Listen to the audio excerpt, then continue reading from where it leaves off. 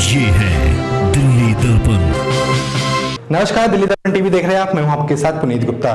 रोहिणी में यूं तो कोरोना काल से ही स्थानीय विधायक विजेंद्र गुप्ता और निगम पार्षद आलोक शर्मा सेवा की मुहिम में लगे हुए हैं, लेकिन अब जब मौका सेवा सप्ताह का है तो ताबड़तोड़ सेवा कार्यक्रम आयोजित किए जा रहे हैं।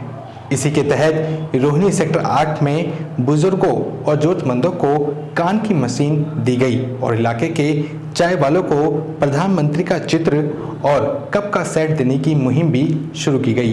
देखिए हमारी खास रिपोर्ट।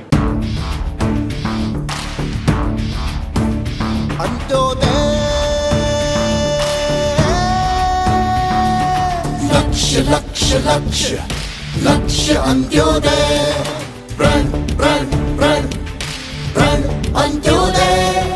प्रधानमंत्री नरेंद्र मोदी के जन्म दिवस पर बीजेपी द्वारा आयोजित सेवा सप्ताह के अंतिम दिनों में हर इलाके में ताबड़तोड़ कार्यक्रम हुए।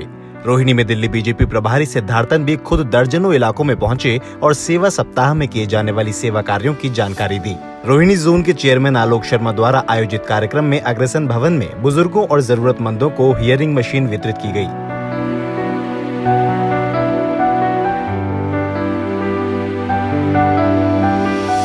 सिद्धार्थन ने कहा कि दिल्ली बीजेपी ने सेवा सप्ताह के दौरान 5000 कार्यक्रम आयोजित करने का लक्ष्य रखा था, लेकिन लक्ष्य 6000 तक पहुंच गया है।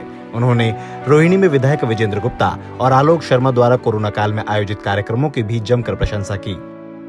इस सेवा सप्ताह में आपको जानकर प्रसन्नता होगी, दिल्ली में अभी दोपहर तक लगभग 5000 से ज्यादा कार्यक्रम हो चुके हैं और कल एक दिन है और कल भी लगभग 800 साढ़े 800 कार्यक्रम है।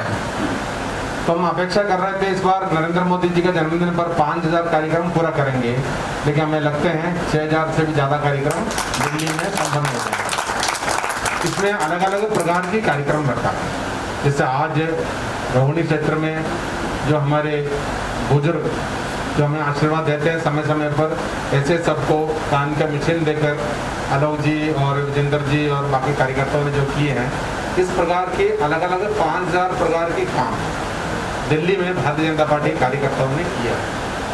कार्यक्रम में लोगों की संख्या काफी थी, लेकिन इस बात का खास ख्याल रखा गया था कि सोशल डिस्टेंसिंग का पालन हो और सैनिटाइजर और मास्क का इस्तेमाल हो। यही वजह है कि काफी संख्या में लोग हॉल के बाहर भी खड़े थे। इस मौके पर सिद्धार्थन ने इलाके के चाय वालों को प्रधानमंत्री नरेंद्र मोदी का चित्र और चाय के कप देने की भी शुरुआत की। मोदी जी के जन्म दिवस के अवसर पर पूरे सप्ताह जो गिफ्ट दिया जा रहा है उनको, उनके अंदर मन में ये एहसास कि देश का जो प्रधानमंत्री है वो चाय बेचने वाला जो है, देश के लोकतंत्र में इतनी शक्ति है कि जो एक चाय बेचने वाला वो भी इस देश का प्रधानमंत्री बन सकता है, वो भी सपने देख सकता है, वो भी भागीदार बन सकता है, इस देश को आगे ले जा सकता है। तो एक तरह से उनको सेवा के इस कार्य में जोड़ना।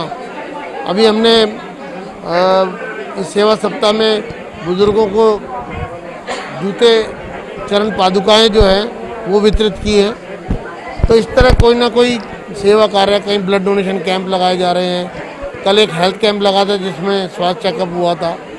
ये लगातार हो रहा है। अभी हम सबको मालूम है कि जिस प्रकार से सेवा सप्ताह के रूप में हम नरेंद्र मोदी जी का जन्म दिवस मना रहे हैं, मैं हमेशा प्रयास करता हूं कि कुछ ना कुछ ऐसा कार्य बड़े बुजुर्गों के लिए किया जाए जो उनके मान सम्मान के लिए किया जाए। तो हर वर्ष की भांति इस वर्ष भी मेरे मन में विचार आया कि जिन लोगों को सुनाई कम देता है, जो पैसे जिनके पास नहीं है, ऐसे लोगों को ये मशीन, कान की मशीन दी जाए जिससे कि वो सुन सकें। रोहिणी जोन चेयरमैन आलोक शर्मा सेवा सप्ताह के अंतिम दिन अपने इलाके में घूम घूम कर चाय वालों को प्रधानमंत्री नरेंद्र मोदी का चित्र और चाय के कप देंगे, ताकि चाय वाले भी गर्व से कहें कि उनके बीच का शख्स देश का प्रधानमंत्री है। दिल्ली दर्पण टीवी के लिए कैमरामैन नवीन के साथ राजेंद्र स्वामी की रिपोर्ट।